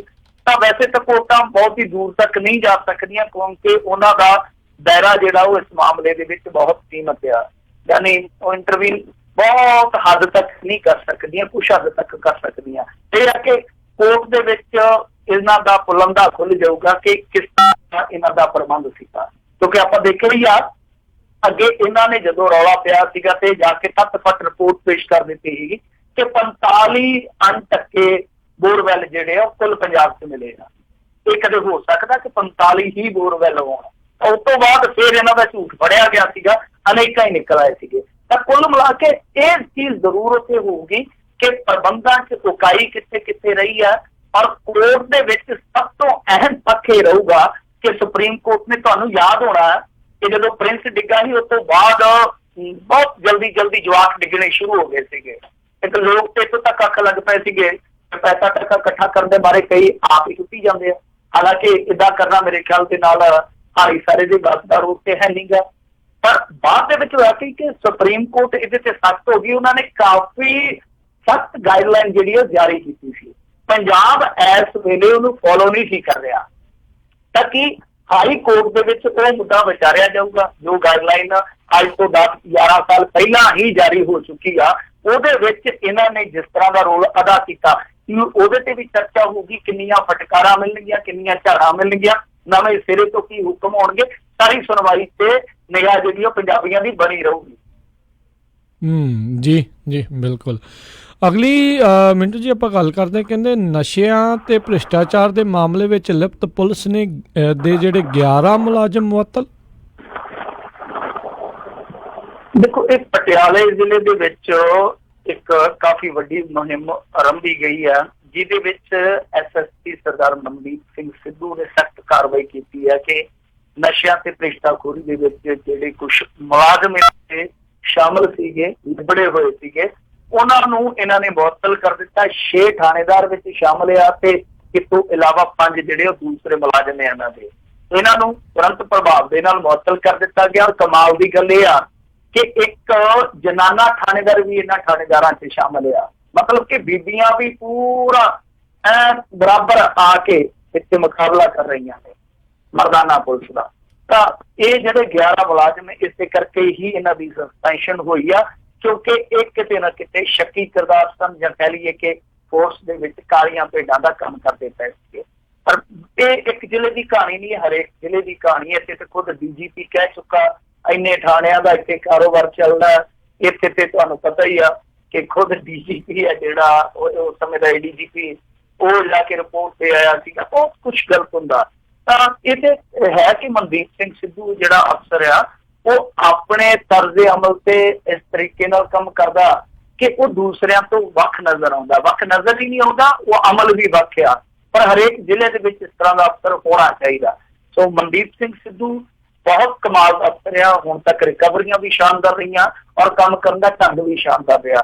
ਪਰ ਇਹਦੇ ਵਿੱਚ ਇੱਕ ਚੀਜ਼ ਜਿਹੜੀ ਆ ਉਹ ਵੇਖਣ ਵਾਲੀ ਆ ਕਿ ਇਹਨਾਂ ਮੁਲਾਜ਼ਮਾਂ ਨੂੰ ਸਸਪੈਂਡ ਕੀਤਾ ਜਾਂਦਾ, ਬਰਖਾਸਤ ਨਹੀਂ ਕੀਤਾ ਜਾਂਦਾ। ਪਰ ਮੇਰੇ ਖਿਆਲ ਦੇ ਨਾਲ ਜਦੋਂ ਤੱਕ ਪੁਲਿਸ ਐਕਟ ਦੇ ਵਿੱਚ ਬਦਲਾਅ ਨਹੀਂ ਹੁੰਦਾ, ਇਸ ਤਰ੍ਹਾਂ ਦੇ ਲੋਕਾਂ ਦੇ ਖਿਲਾਫ ਸਖਤ ਕਾਰਵਾਈ ਨਹੀਂ ਹੁੰਦੀ, ਉਦੋਂ ਤੱਕ ਇਹ ਚੀਜ਼ਾਂ ਜਿਹੜੀਆਂ ਚੱਲਦੀਆਂ ਰਹਿਣਗੀਆਂ। ਤੇ ਠੀਕ ਹੈ, ਘਰ ਜਿਹੜਾ ਇਹਨਾਂ ਨੇ ਸੰਵਰਨਾ ਸ਼ੁਰੂ ਕੀਤਾ, ਉਹਨੂੰ ਚੰਗੀ ਤਰ੍ਹਾਂ ਸੰਵਰਨਾ ਚਾਹੀਦਾ, ਕਿਉਂਕਿ ਜੇ ਤੁਹਾਡਾ ਘਰ ਸਾਫ਼ ਆ, ਤੁਸੀਂ ਤਾਂ ਹੀ ਜਾ ਕੇ ਅਗਲੇ ਨੂੰ ਕਹਿ ਸਕਦੇ ਆ ਕਿ ਘਰ ਦੇ ਵਿੱਚ ਗੰਦ ਨਹੀਂ ਖਿਲਾਰੀਦਾ। ਜੇ ਤੁਹਾਡੇ ਘਰ ਦੇ ਵਿੱਚ ਆਪ ਹੀ ਉੱਤੇ ਗੰਢੇ ਦੇ ਛਿਲਕੇ ਉੱਡ ਕੇ ਤੁਹਾਡੇ ਸਿਰਾਂ 'ਚ ਪੈਂਦੇ ਆ, ਤੁਸੀਂ ਦੂਜੇ ਨੂੰ ਜਾ ਕੇ ਮੱਤ ਨਹੀਂ ਦੇ ਸਕਦੇ। ਪਰ ਸਭ ਤੋਂ ਵੱਡੀ ਗੱਲ ਤੇ ਇਹੋ ਆ ਕਿ ਜਿਹੜੇ ਖਾਣ ਪੀਣ ਵਾਲੇ ਫੋਰਸ ਦੇ ਵਿੱਚ ਜਾਂ ਜਿਹੜੇ ਸਿੱਧੇ ਤੌਰ ਤੇ ਤਸਕਰਾਂ ਦੇ ਨਾਲ ਰਲੇ ਆ, ਉਹ ਸਾਰੇ ਕਦੋਂ ਤੱਕ ਨਿਸ਼ਾਨਦੇਹ ਹੋਣਗੇ, ਕਦੋਂ ਤੱਕ ਉਹਨਾਂ ਨੂੰ ਸਾਫ਼ ਕੀਤਾ ਜਾਊਗਾ। ਇਹ ਬੜਾ ਮੁਸ਼ਕਲ ਟਾਸਕ ਆ, ਬਹੁਤ ਮੁਸ਼ਕਲ ਕਹਿਣਾ ਹੈ ਕਿ ਕਦੋਂ ਤੱਕ ਇਹ ਸਭ ਕੁਝ ਹੋ ਜਾਊਗਾ। ਪਰ ਬਹਰਹਾਲ ਮਨਦੀਪ ਸਿੰਘ ਸਿੱਧੂ ਨੇ ਸ਼ੁਰੂਆਤ ਕੀਤੀ ਆ। ਅਫਸਰ ਇਹ ਚੰਗਾ, ਇੱਕ ਫਿਰੋਜ਼ਪੁਰ ਵਾਲਾ ਅਫਸਰ ਵੀ ਥੋੜੇ ਦਿਨ ਪਹਿਲਾਂ ਬੋਲਿਆ ਸੀਗਾ, ਪਰ ਉਹਦੇ ਬਾਰੇ ਕੁਝ ਫਿਰੋਜ਼ਪੁਰੀ ਕਹਿੰਦੇ ਕਿ ਭਾਈ ਇਹ ਸਿਰਫ ਬੋਲਣ ਜੋਗਾ ਹੀ ਆ, ਇਹ ਗੱਲਾਂ ਜੇ ਮਿਲਣ ਜਾਣਾ ਹੋਵੇ ਕਿਸੇ ਨੇ ਮਿਲਦਾ ਨਹੀਂ ਹੈ। ਜੇ ਕਿਸੇ ਨੂੰ ਚਾਹੀਦਾ ਤੇ ਤੁਸੀਂ ਆਪਣੇ ਜ਼ਿਲ੍ਹੇ 'ਚ ਲੈ ਜਾਓ, ਸਾਨੂੰ ਕੋਈ ਅਫਸਰ ਹੋਰ ਦੇ ਦਿਓ। ਪਰ ਇਸ ਤਰ੍ਹਾਂ ਦੀਆਂ ਗੱਲਾਂ ਵੀ ਆਉਂਦੀਆਂ। ਪਰ ਇਸ ਤਰ੍ਹਾਂ ਦੇ ਅਫਸਰ ਜਿਹੜੇ ਮਨਦੀਪ ਸਿੰਘ ਸਿੱਧੂ ਵਰਗੇ, ਉਹ ਵਧੀਆ ਕੰਮ ਕਰਦੇ ਆ। ਵਧੀਆ ਨੂੰ ਵਧੀਆ ਕਹਿਣਾ ਚਾਹੀਦਾ। ਜੀ ਜੀ। ਅਗਲੀ ਜਿਹੜੀ ਗੱਲ ਕਰਦੇ ਆ ਮਿੰਟੂ ਜੀ, ਕਹਿੰਦੇ ਸਿੱਧੂ ਦੇ ਲਈ ਨਵਾਂ ਫਾਰਮੂਲਾ ਕੱਢ ਰਹੀ ਹੈ ਹੁਣ ਇੱਕ ਕਾਂਗਰਸ। ਦੇਖੋ, ਇਹ ਰੋਜ਼ਾਨਾ ਹੀ ਅਖਬਾਰਾਂ ਦੇ ਵਿੱਚ ਕੋਈ ਨਾ ਕੋਈ ਚਰਚਾ ਚੱਲਦੀ ਆ। ਕੋਈ ਇਹ ਸਟੋਰੀ ਸ਼ਾਇਆ ਕਰਦਾ ਹੈ ਕਿ ਨਵਜੋਤ ਸਿੰਘ ਸਿੱਧੂ ਹੈ ਜਿਹੜਾ, ਉਹ ਹੁਣ ਪੰਜਾਬ ਕਾਂਗਰਸ ਦਾ ਪ੍ਰਧਾਨ ਬਣ ਸਕਦਾ, ਇਹ ਹੋ ਸਕਦਾ, ਉਹ ਹੋ ਸਕਦਾ। ਜਿੰਨੇ ਮੂੰਹ ਉਨੀਆਂ ਗੱਲਾਂ, ਹੁਣ ਤੇ ਮੂੰਹਾਂ ਤੋਂ ਵੀ ਵੱਧ ਗੱਲਾਂ ਹੋਣ ਲੱਗ ਪਈਆਂ। ਪਰ ਦੇਖੋ, ਗੱਲਾਂ ਦੋ ਆ। ਇੱਕ ਤੇ ਇਹ ਹੈ ਕਿ ਫਾਰਮੂਲਾ ਜਿਹੜਾ ਇਹ ਬੇਬੁਨਿਆਦ ਸਟੋਰੀ ਨਹੀਂ ਹੈ, ਕਿਉਂਕਿ ਜਿਹੜੀ ਕਾਂਗਰਸ ਦੀ ਇਸ ਟਾਈਮ ਸੋਚਣੀ ਹੈ ਨਾ, ਜਿਹੜਾ ਉਹਨਾਂ ਦਾ ਥਿੰਕ ਟੈਂਕ ਆ, ਉਹ ਇਹ ਮੰਨ ਕੇ ਚੱਲਦਾ ਪਿਆ ਕਿ ਰਾਹੁਲ ਗਾਂਧੀ ਹੈ ਜਿਹੜਾ, ਉਹ ਕਸੂਤਾ ਫਸਿਆ ਪਿਆ, ਨਾ ਉਹ ਬੈਕਫੁੱਟ ਤੇ ਜਾਂਦਾ, ਉਹ ਇਸ ਗੱਲ ਤੇ ਅੜਿਆ ਹੋਇਆ ਕਿ ਮੈਂ ਅਸਤੀਫਾ ਦੇਣਾ ਹੀ ਦੇਣਾ, ਤੇ ਨਾ ਹੀ ਕੋਈ ਇਹੋ ਜਿਹਾ ਲੀਡਰ ਸਾਡੇ ਕੋਲ ਹੈ ਜਿਹੜਾ ਕਾਂਗਰਸ ਨੂੰ ਅੱਗੇ ਲਿਜਾ ਸਕਦਾ, ਕਰੀਏ ਤੇ ਕਰੀਏ ਕੀ। ਹੁਣ ਇਹ ਫਾਰਮੂਲਾ ਜਿਹੜਾ ਉਹ ਕੁਝ ਇਹਨਾਂ ਦੇ ਨੇਤਾਵਾਂ ਨੇ ਸੁਝਾਇਆ ਸੀਗਾ ਕਿ ਇਸ ਤਰ੍ਹਾਂ ਕਰੀਏ, ਆਪਾਂ ਇਸ ਮੁਲਕ ਨੂੰ 4 ਜ਼ੋਨਾਂ 'ਚ ਵੰਡ ਦਈਏ, ਨਾਰਥ, ਸਾਊਥ, ਈਸਟ, ਵੈਸਟ। ਅਸੀਂ ਇਹਦੇ 'ਚ ਏਦਾਂ ਕਰੀਏ ਕਿ ਰਾਹੁਲ ਗਾਂਧੀ ਨੂੰ ਰੱਖ ਲਈਏ ਪ੍ਰੈਜ਼ੀਡੈਂਟ, ਤੇ ਨਾਲ ਇਹਨਾਂ ਦੇ ਜਿਹੜੇ ਆ ਉਹ ਸਹਾਇਕ ਪ੍ਰੈਜ਼ੀਡੈਂਟ ਲਾ ਦਈਏ। ਕਹਿਣ ਦਾ ਭਾਵ ਹੈ ਕਿ ਉਪ ਪ੍ਰਧਾਨ ਲਾ ਦਈਏ 4 ਜ਼ੋਨਾਂ ਦੇ ਵਿੱਚੋਂ ਇੱਕ। ਜੀ। ਉਹਦੇ ਚ ਇਹ ਗੱਲ ਸਾਹਮਣੇ ਆਈ ਕਿ ਨਵਜੋਤ ਸਿੰਘ ਸਿੱਧੂ ਆ ਜਿਹੜਾ ਉਹ ਨਾਰਥ ਜ਼ੋਨ ਦਾ ਸਹਾਇਕ ਪ੍ਰਧਾਨ ਬਣ ਸਕਦਾ। ਤਾਂ ਇਹ ਚਰਚਾ ਜਿਹੜੀ ਬੇਬੁਨਿਆਦ ਨਹੀਂ, ਕਿਉਂਕਿ ਜਦੋਂ ਇਹਨਾਂ ਦਾ ਮੰਥਨ ਸ਼ੁਰੂ ਹੋਇਆ ਸੀਗਾ 23 ਮਈ ਤੋਂ ਬਾਅਦ ਕਾਂਗਰਸ ਬਹੁਤ ਵੱਡੇ ਸਦਮੇ 'ਚ ਚੱਲ ਗਈ ਸੀਗੀ। ਇਹਨਾਂ ਦੇ ਆਪਣੇ ਬੰਦਿਆਂ ਨੇ ਹੀ ਇਹ ਸੁਝਾਇਆ ਸੀਗਾ। ਹੁਣ ਦੇਖਦੇ ਹਾਂ ਕਿ ਇਹ ਫਾਰਮੂਲਾ ਜਿਹੜਾ ਉਹ ਅਖਤਿਆਰ ਕੀਤਾ ਜਾਂਦਾ ਜਾਂ ਦੂਸਰਾ ਫਾਰਮੂਲਾ ਜਿਹੜਾ ਸੁਣਨ ਦੇ ਵਿੱਚ ਆ ਰਿਹਾ ਕਿ ਅਹਿਮਦ ਪਟੇਲ ਹੈ ਜਿਹੜਾ ਉਹ ਦੋਵਾਂ ਦੀ ਸੁਲ੍ਹਾ ਕਰਵਾ ਸਕਦਾ, ਉਹ ਫਾਰਮੂਲਾ ਕੰਮ ਕਰਦਾ ਜਾਂ ਕਰਦਾ ਮੈਨੂੰ ਪਤਾ ਨਹੀਂ ਹੈ। ਪਰ ਆਹ ਜਿਹੜਾ ਫਾਰਮੂਲਾ ਮੈਨੂੰ ਜਿੱਥੋਂ ਤੱਕ ਯਾਦ ਆ, ਇੱਕ ਵਾਰੀ ਕਾਂਗਰਸ ਨੇ ਪੰਜਾਬ ਦੇ ਵਿੱਚ ਹੀ ਅਜ਼ਮਾਇਆ ਔਰ ਉਦੋਂ ਇਹ ਬੁਰੀ ਤਰ੍ਹਾਂ ਪਿੱਟ ਗਿਆ ਸੀ। ਤੁਹਾਨੂੰ ਚੇਤਾ ਹੋਣਾ ਜਦੋਂ ਪ੍ਰਤਾਪ ਸਿੰਘ ਬਾਜਵਾ ਤੇ ਪ੍ਰਧਾਨ ਹੁੰਦਾ ਸੀਗਾ ਤੇ ਉਹਦੀ ਕੈਪਟਨ ਅਮਰਿੰਦਰ ਸਿੰਘ ਦੇ ਨਾਲ ਫਿਰ ਕਤਲਬਾਜ਼ੀ ਸ਼ੁਰੂ ਹੋ ਗਈ ਸੀਗੀ। ਤਾਂ ਉਸ ਵੇਲੇ ਚਰਨਜੀਤ ਚੰਨੀ, ਰਵਨੀਤ ਬਿੱਟੂ, ਇਸ ਤਰੀਕੇ ਦੇ ਵਾਹਵਾ ਬੰਦੇ ਆ ਜਿਹੜੇ ਇਸ ਤਰ੍ਹਾਂ ਜੋਨਾਂ 'ਚ ਲਾ ਦਿੱਤੇ ਗਏ ਸੀ ਇੰਚਾਰਜ ਬਣਾ ਕੇ। ਤਾਂ ਉਹ ਜਿਹੜਾ ਫਾਰਮੂਲਾ ਸੀਗਾ ਉਹ ਬਾਅਦ ਦੇ ਵਿੱਚ ਇੱਥੇ ਬੁਰੀ ਤਰ੍ਹਾਂ ਅਸਫਲ ਸਾਬਤ ਹੋਇਆ ਸੀਗਾ। ਤਾਂ ਕੀ ਉਤਲੇ ਪੱਧਰ ਤੇ ਇਹੋ ਜਿਹਾ ਫਾਰਮੂਲਾ ਲਿਆ ਕੇ ਸਫਲ ਕਰ ਪਾਉਂਦੇ ਜਾਂ ਨਹੀਂ ਪਾਉਂਦੇ, ਇੰਤਜ਼ਾਰ ਕਰਨਾ ਪਊਗਾ। ਸਿੱਧੂ ਕਦੋਂ ਮੰਤਰਾਲਾ ਸੰਭੂਗਾ, ਇਹ ਸਵਾਲ ਹਾਲੇ ਵੀ ਤਣੀ ਤੇ ਲਟਕਦਾ ਪਿਆ। ਜੀ ਜੀ ਜੀ। ਅਗਲੀ ਆਪਾਂ ਮਿੰਟੂ ਜੀ ਗੱਲ ਕਰੀਏ, ਕਹਿੰਦੇ ਬਾਦਲ ਪਿਓ ਪੁੱਤਰ ਦੇ ਦਬਾਅ ਵਿੱਚ ਦਿੱਤੀ ਗਈ ਸੀ ਮਾਫੀ, SIT ਦੇ ਵੱਲੋਂ ਇਹ ਬਿਆਨ? ਨਹੀਂ, ਬਿਆਨ ਨਹੀਂ ਹੈ, ਤੇ ਹੁਣ ਚਾਰਜ ਸ਼ੀਟਾਂ ਫਾਈਲ ਕਰਦੇ ਪਏ ਆ ਨਾ, ਲਗਾਤਾਰ ਚਾਰਜ ਸ਼ੀਟ ਫਾਈਲ ਕਰ ਰਹੇ ਆ, ਕੋਈ ਕਿਸੇ ਮਾਮਲੇ 'ਚ ਕੋਈ ਕਿਸੇ ਮਾਮਲੇ 'ਚ। ਤਾਂ ਇਹਨਾਂ ਨੇ ਜ਼ਿਕਰਤ ਕੀਤਾ SIT ਦੇ ਚਲਾਨ ਦੇ ਵਿੱਚ ਕਿ ਅਸਲ ਦੇ ਵਿੱਚ ਜੋ ਬਾਦਲ ਪਿਓ ਪੁੱਤ ਸਨ, ਇਹਨਾਂ ਦੇ ਦਬਾਅ ਤਹਿਤ ਹੀ ਡੇਰੇਦਾਰ ਨੂੰ ਮਾਫੀ ਦਿੱਤੀ ਗਈ ਸੀ। ਤਾਂ ਇਹ ਇਹਨਾਂ ਨੇ ਦਰਜ ਕੀਤਾ ਔਰ ਇਹਦੇ ਵਿੱਚ ਹਵਾਲਾ ਦਿੱਤਾ ਗਿਆ ਤਤਕਾਲੀ ਜਥੇਦਾਰ ਗਿਆਨੀ ਇਕਬਾਲ ਸਿੰਘ ਦਾ, ਕਿਉਂਕਿ ਉਹਨਾਂ ਨੇ ਇੱਕ ਪੱਤਰ ਲਿਖਿਆ ਸੀ ਬਕਾਇਦਾ SIT ਨੂੰ, ਜਿਹਦੇ ਵਿੱਚ ਉਹਨਾਂ ਨੇ ਇਹ ਗੱਲ ਮੈਂਸ਼ਨ ਕੀਤੀ ਸੀਗੀ, ਇਹ ਗੱਲ ਜ਼ਿਕਰਤ ਕੀਤੀ ਸੀਗੀ ਕਿ ਸਾਨੂੰ ਸੱਦਿਆ ਗਿਆ ਪਹਿਲਾਂ, ਫਿਰ ਏਜੰਡਾ ਨਹੀਂ ਦੱਸਿਆ ਗਿਆ ਕਿਸੇ ਵੀ ਕਿਸਮ ਦਾ, ਫਿਰ ਸਾਨੂੰ ਚੰਡੀਗੜ੍ਹ ਖੜਿਆ ਗਿਆ, ਉਸ ਤੋਂ ਬਾਅਦ ਫਿਰ ਹੁਕਮ ਥੋਪ ਦਿੱਤਾ ਗਿਆ ਕਿ ਤੁਸੀਂ ਏਦਾਂ ਦਾ ਕਰਨਾ। ਫਿਰ ਇੱਥੋਂ ਤੱਕ ਕਿ ਡੇਰੇਦਾਰ ਨੇ ਜਿਹੜਾ ਪੱਤਰ ਘੱਲਿਆ ਸੀ ਉਹਦੇ ਵਿੱਚ ਖਿਮਾ ਸ਼ਬਦ ਨਹੀਂ ਸੀਗੇ, ਤਾਂ ਉਹ ਖਿਮਾ ਸ਼ਬਦ ਜਿਹੜੇ ਨਹੀਂ ਸੀਗੇ ਉਹ ਜੋੜੇ ਗਏ। ਤਾਂ ਉਸ ਤੋਂ ਬਾਅਦ ਦਲਜੀਤ ਸਿੰਘ ਚੀਮਾ ਨੇ ਇੱਕ ਵੱਡੀ ਭੂਮਿਕਾ ਜਿਹੜੀ ਅਦਾ ਕੀਤੀ। ਸੋ ਇਸ ਤਰ੍ਹਾਂ ਦਾ ਸਾਰਾ ਕੁਛ ਹੈ ਜਿਹੜਾ ਉਹ ਮੈਂ ਸੰਖੇਪ ਚ ਤੁਹਾਨੂੰ ਦੱਸ ਦਿੱਤਾ ਜੋ ਇਹਨਾਂ ਨੇ ਦਰਜ ਕੀਤਾ। ਪਰ ਸਭ ਤੋਂ ਵੱਡਾ ਸਵਾਲ ਤੇ ਹੁਣ ਰਾਜਕਰਨਦੀਪ ਸਿੰਘ ਜੀ ਇਹੋ ਆ ਨਾ ਕਿ ਦੇਖੋ ਇਹ ਤਾਂ ਚਲੋ ਠੀਕ ਆ, SIT ਨੇ ਉਹੀ ਕਹਾਣੀ ਜੜ ਦਿੱਤੀ ਜਿਹੜੀ ਕਹਾਣੀ ਆਪਾਂ ਬਹੁਤ ਲੰਮੇ ਸਮੇਂ ਤੋਂ ਸੁਣਦੇ ਆ ਰਹੇ, ਕਿਉਂਕਿ ਗਿਆਨੀ ਗੁਰਮੁਖ ਸਿੰਘ ਜਦੋਂ ਇਹਨਾਂ ਤੋਂ ਬਾਗੀ ਹੋਇਆ ਸੀਗਾ, ਇਹ ਅਸਲ ਦੇ ਵਿੱਚ ਉਦੋਂ ਤੋਂ ਕਹਾਣੀ ਚੱਲਦੀ ਆ ਰਹੀ ਆ। ਉਸ ਤੋਂ ਪਹਿਲਾਂ ਹੀ ਜਿਹੜਾ ਰਾਜਦੀਪ ਸਿੰਘ ਖਾਲਸਾ ਸੀ ਉਹ ਦਾਅਵਾ ਕਰ ਚੁੱਕਾ ਸੀਗਾ ਕਿ ਇਹਨਾਂ ਦੀ ਮੀਟਿੰਗ ਜਿਹੜੀ ਉਹ ਅਕਸ਼ੇ ਕੁਮਾਰ ਦੇ ਨਾਲ ਬੰਬੇ 'ਚ ਹੋਈ ਆ, ਡੇਰੇਦਾਰ ਉਸ ਮੀਟਿੰਗ 'ਚ ਸ਼ਾਮਲ ਸੀ। ਉਦੋਂ ਤੋਂ ਲੈ ਕੇ ਹੁਣ ਤੱਕ ਆਪਾਂ ਕਹਾਣੀਆਂ ਸੁਣਦੇ ਆਏ ਤੇ ਇਹ ਜਿਹੜੀ ਉਹ ਕਹਾਣੀ ਜਿਹੜੀ ਆ ਉਹ ਗਿਆਨੀ ਇਕਬਾਲ ਸਿੰਘ ਦੇ ਹਵਾਲੇ ਨਾਲ ਫਿੱਟ ਕਰ ਦਿੱਤੀ ਆ। ਮੇਰਾ ਸਵਾਲ ਇਹੋ ਹੀ ਆ ਕਿ ਕੀ ਗਿਆਨੀ ਇਕਬਾਲ ਸਿੰਘ ਤੇ ਉਸ ਗਿਆਨੀ ਗੁਰਮੁਖ ਸਿੰਘ ਤੇ ਯਕੀਨ ਕੀਤਾ ਜਾ ਸਕਦਾ ਜਿਹੜਾ ਘੰਟੇ ਦੇ ਇੰਟਰਵਿਊ ਦੇ ਕੇ ਅੱਜ ਕੱਲ ਆਪਣੀ ਰਿਹਾਇਸ਼ ਤੋਂ ਬਾਹਰ ਨਹੀਂ ਨਿਕਲਦਾ? ਕੁਛ ਲੋਕ ਤੇ ਕਹਿੰਦੇ ਗਰਮੀ ਜ਼ਿਆਦਾ ਪੈਂਦੀ ਇਸ ਕਰਕੇ, ਕੁਛ ਲੋਕ ਕਹਿੰਦੇ ਨਹੀਂ ਉਹਦੇ ਘਰੇ ਵੀ ਸਿਰ ਦੁੱਧ ਪਹੁੰਚ ਜਾਂਦਾ ਤੜਕੇ, ਉਹਨੂੰ ਜ਼ਰੂਰਤ ਹੀ ਨਹੀਂ ਪੈਂਦੀ। ਯਾਨੀ ਕਹਿਣ ਦਾ ਮਤਲਬ ਕਿ ਸਾਰਾ ਕੁਛ ਹੈ ਜਿਹੜਾ ਉਹ ਅੰਦਰ ਹੀ ਚਲੇ ਜਾਂਦਾ। ਸੋ ਜਿਹੜੇ ਬੰਦੇ ਬੋਲ ਕੇ ਮੁੜ ਕੇ ਚੁੱਪ ਕਰਕੇ ਕੀ ਉਹ ਜਾ ਕੇ ਕੋਰਟ ਦੇ ਵਿੱਚ ਖੜ ਜਾਣਗੇ? ਹੁਣ ਗਿਆਨੀ ਇਕਬਾਲ ਸਿੰਘ ਦੀ ਲੈ ਲਓ, ਗਿਆਨੀ ਇਕਬਾਲ ਸਿੰਘ ਦੇ ਮੁੰਡੇ ਦੀ ਕਰਤੂਤ ਅੱਡ ਨਿਕਲ ਆਈ, ਇਹਦੀ ਅੱਡ ਨਿਕਲ ਆਈ, ਅਕਾਲ ਤਖਤ ਤੇ ਸ਼ਿਕਾਇਤਾਂ ਹੋ ਗਈਆਂ, ਇਹਨੂੰ ਇਹਨਾਂ ਨੇ ਆਖਿਆ ਕਿ ਤਲਬ ਕਰਾਂਗੇ, ਉਹਨੇ ਆਖਿਆ ਤੁਸੀਂ ਮੈਨੂੰ ਤਲਬ ਕਰ ਲਿਓ, ਫਿਰ ਏਦਾਂ ਕਿ ਮੈਂ ਉੱਥੇ ਆ ਕੇ ਤੁਹਾਡੇ ਪਾਜ ਦੇ ਹੜ ਦੂੰਗਾ ਅੰਮ੍ਰਿਤਸਰ। ਦੋਵੇਂ ਪਿੱਛੇ ਹਟ ਗਏ।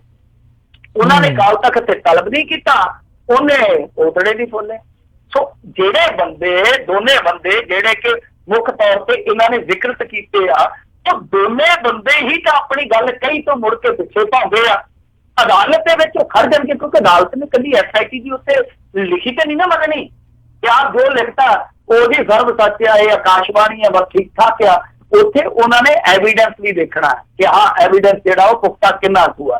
ਸੋ ਕਹਿਣ ਦਾ ਭਾਵ ਆ ਕਿ ਜਿਹੜੇ ਬੰਦੇ ਅੱਜ ਦਾਅਵੇ ਕਰਦੇ ਪਏ ਆ, ਜਿਨ੍ਹਾਂ ਚੋਂ ਇੱਕ ਨੇ ਪਹਿਲਾਂ ਹੀ ਦਾਅਵੇ ਕਰਕੇ ਤੇ ਆਪਣੇ ਆਪ ਨੂੰ ਸਾਬਤ ਕਰ ਦਿੱਤਾ ਕਿ ਉਹ ਕਿੰਨਾ ਝੂਠਾ ਆ, ਤਾਂ ਇਹਨਾਂ ਬੰਦਿਆਂ ਤੇ ਜਿਹੜੀ ਕਹਾਣੀ ਟਕਾਈ ਜਾ ਰਹੀ ਉਹ ਕਹਾਣੀ ਟਿਕੀ ਰਹੂਗੀ। ਇਹ ਸਭ ਤੋਂ ਵੱਡਾ ਸਵਾਲ ਆ, ਸਭ ਤੋਂ ਵੱਡਾ ਭੇਦ ਆ। ਮੈਨੂੰ ਨਹੀਂ ਲੱਗਦਾ ਜਿਹੜੇ ਬੰਦੇ ਇੱਥੇ ਹੁਣੇ ਡੀਲਾਂ ਕਰ ਜਾਂਦੇ ਆ ਕਿ ਧਨਤਾਨ ਸਾਹਿਬ ਤੋਂ ਬਦਲੀ ਹੋਈ ਤੇ ਗਿਆਨੀ ਗੁਰਮੁਖ ਸਿੰਘ ਹੋਰਾਂ ਦੇ ਸੋਹਰੀ ਬਦਲ ਗਏ, ਇਹਨਾਂ ਨੂੰ ਮਾੜਾ ਜਿਹਾ ਉਹਨਾਂ ਨੇ ਤਲਬ ਕਰਨ ਤੋਂ ਛੁੱਟੀ ਦੇ ਦਿੱਤੀ ਤੇ ਚੁੱਪ ਕਰਕੇ ਬਹਿ ਗਏ, ਉਹ ਬੰਦੇ ਡਰ ਨਿਭ ਜਾਣਗੇ। ਇਹਦਾ ਤੇ ਹੁਣ ਜਵਾਬ ਹੈ ਜਿਹੜਾ SIT ਦੇ ਸਕਦੀ ਆ। ਜੀ ਜੀ ਜੀ ਬਿਲਕੁਲ। ਅਗਲੀ ਜਿਹੜੀ ਗੱਲ ਕਰਦੇ, ਕਹਿੰਦੇ ਪੰਜਾਬ ਦੇ ਨਵੇਂ ਸਿੱਖਿਆ ਮੰਤਰੀ ਨੇ ਆਉਂਦਿਆਂ ਹੀ ਕਹਿੰਦੇ ਧਮਾਕਾ ਕਰਤਾ। ਧਮਾਕਾ ਇਹਨਾਂ ਨੇ ਜ਼ਬਰਦਸਤ ਕੀਤਾ, ਕਿਉਂਕਿ ਤੁਹਾਨੂੰ ਪਤਾ ਹੀ ਹੈ ਨਿੱਜੀ ਸਕੂਲਾਂ ਦਾ ਇੱਥੇ ਹਾਲ ਕੀ ਆ। ਸੋ ਨਿੱਜੀ ਸਕੂਲਾਂ ਨੂੰ ਇਹਨਾਂ ਨੇ ਥੋੜਾ ਡੰਡਾ ਦਿਖਾਇਆ, ਜਾਂ ਕਹਿ ਲਈਏ ਕਿ ਢਿਬਰੀ ਟੈਟ ਕੀਤੀ ਆ। ਇਹ ਚੂੜੀ ਕਿੰਨੀ ਕੁ ਹੁਣ ਟੈਟ ਹੋਈ ਆ ਤੇ ਸਮਾਂ ਦੱਸੂਗਾ, ਇਹਦਾ ਅਸਰ ਕਿੰਨਾ ਕੁ ਹੁੰਦਾ ਉਹ ਸਮਾਂ ਹੀ ਦੱਸੂਗਾ।